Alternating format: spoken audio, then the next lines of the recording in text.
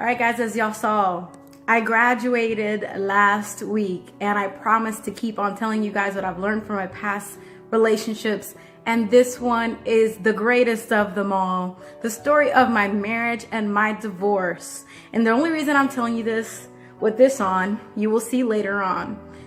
I started school, and the whole reason I started school is because my parents wanted me to go to school. I actually wanted to go to Bible school, y'all. I didn't want to even go to college.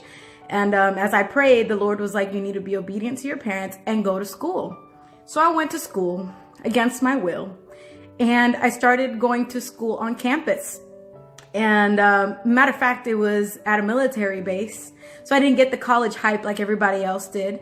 And at the military base, there were classes that were offered on campus. And my father told me, hey, you should try on campus to get the military, to get the college experience. So what ended up happening is that I went on campus and racked up $10,000 in debt in one semester. All the while I was working full time. So I never really got to experience college like everybody else. So I was working full time, living by myself, and going to college full time at 18 years old. I got my associate's degree. I learned to go to school online. I cried the first time that I took my first online class because I bought the wrong book, and my aunt taught me there is always a way. She taught me that you don't have to work at McDonald's. You can get a better job, and I started working in corporate America, only to find out that I hate working in corporate America. Y'all, I finished my associate's degree when I moved to Texas to go to Bible school. I was going to Bible school, had 2 jobs, and I was getting my associate's degree my last semester and trying to pursue my my degree in theology as well, besides the criminology one that I was getting at the public school. All this to tell you that I met my husband and I fell in love with him, and we got married, y'all. We got married and I loved him so much. I stopped school for a whole year. His family was a little crazy, so we moved back to Florida. So y'all tracking? I went to Florida to go to school, came back here to Texas. Now I'm back in Florida with my husband, and we lived by ourselves. We were able to get jobs. And then I decided I wanted to go back to school because I wanted to finish my degree, because I felt like an associate's doesn't get me anywhere, because the most I can make was $15, $17 an hour with my, and y'all are thinking, oh, that's a lot of money. It's really not a lot of money. And if you don't know how to manage your money, it will never be enough money. And so all this to say that I ended up applying for the University of Florida, got accepted. And while I was going through my marriage, I had a lot of issues with his family, and they used to tell him that I would do things that I never did, and very manipulative, just made me feel horrible, made me feel like I was a really bad person. And it ended up to where he started believing their lies, and they started to get into our marriage.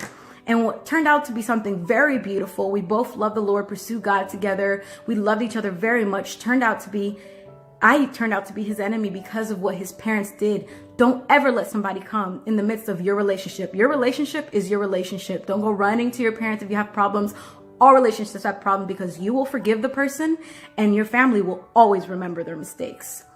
And then things got eventually worse. I started seeing his demeanor change towards me. He started getting aggressive. He started yelling at me. He started getting abusive, to the point where I was just walking on eggshells, guys. And if you feel like you're walking on eggshells with the person that you're with, guys, it's probably not the one for you. I stuck it out because I was married and I honored marriage.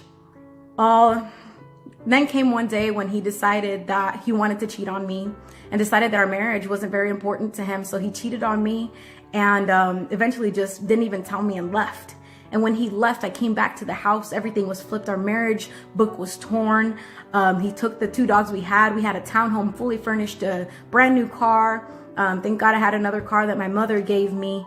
And I felt like there was something wrong with me. Like, there's something extremely wrong with me for people to continue to just abandon me and leave me. And I always felt like the oddball out. I never felt valued and honored.